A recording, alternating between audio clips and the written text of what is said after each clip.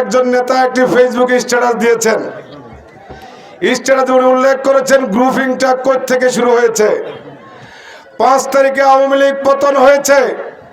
যে 5 তারিখে পতন হওয়ার দিন আমরা সম্ভবত সর্বোচ্চ 50 থেকে 60 জন কর্মী নিয়ে আমরা রাস্তার মাথায় আন্দোলন করি।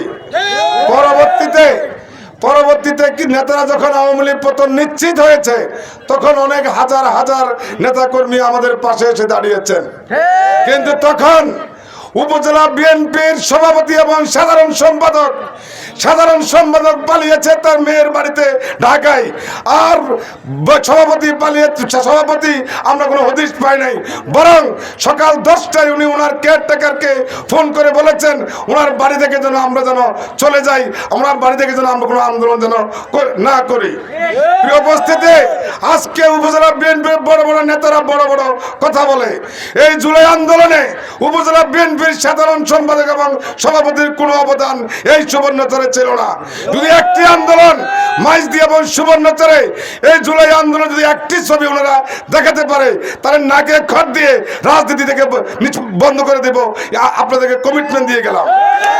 এই সুবর্ণচরের 28শে অক্টোবরের যে আন্দোলন হয়েছিল উপজেলা বিএনপির নেতারা শুধুমাত্র কাগজে কলমে আমাদেরকে নির্দেশনাও দিত না।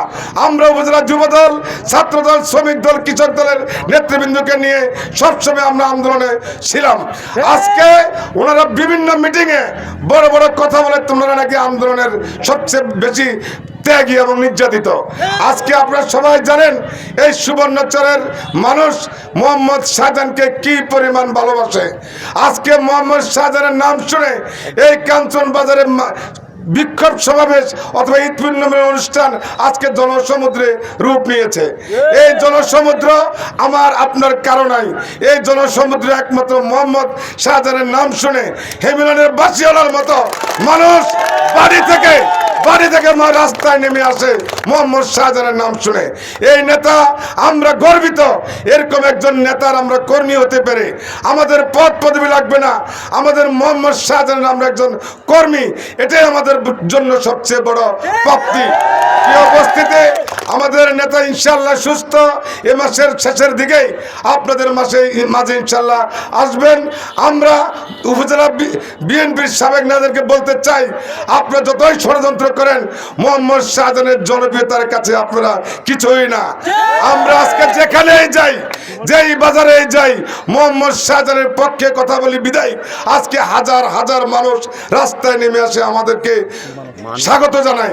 যদি আজকে আমরাও যদি শাহজাহান বিয়ার বিরুদ্ধে কথা বলতাম আমাদেরকে মানুষ ঘৃণা করে আমাদেরকে দেখতো মানুষ। আজকে সুবর্ণচরের মানুষ মোহাম্মদ শাহজাহানকে কখনো ভুলে নাই, আগামীতেও মোহাম্মদ শাহজাহানকে ভুলবে না। মোহাম্মদ শাহজাহান আমাদের প্রাণের স্পন্দন। মোহাম্মদ শাহজাহানের সকল আন্দোলন সংগ্রামে উনি আমাদের সাথে ছিল, বিপদ আপদের সময় আমাদের সাথে ছিল। আগামীতেও আমরা ওনার পাশে থেকে সকল ষড়যন্ত্রকে মোকাবিলা করে আমরা আমাদের গন্তব্যস্থলে পৌঁছবো ইনশাআল্লাহ।